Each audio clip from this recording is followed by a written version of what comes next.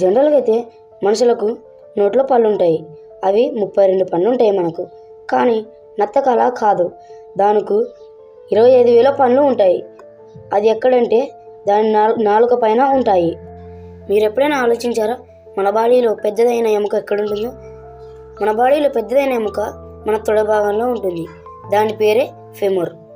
ప్రపంచంలోనే అతిపెద్ద జంతువు ఏనుగు. ఏనుగు మీకు తెలుసా? ఆ ఆకారాన్ని చూసి అందరూ భయపడిపోతారు.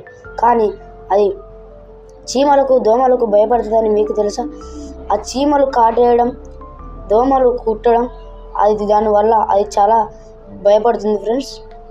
మనం కోతినెల్లి వచ్చామంటే మీరు నమ్ముతారా? అస్సలు నమ్మరు. కానీ అది నిజం. మనం కోతినెల్లి వచ్చాం.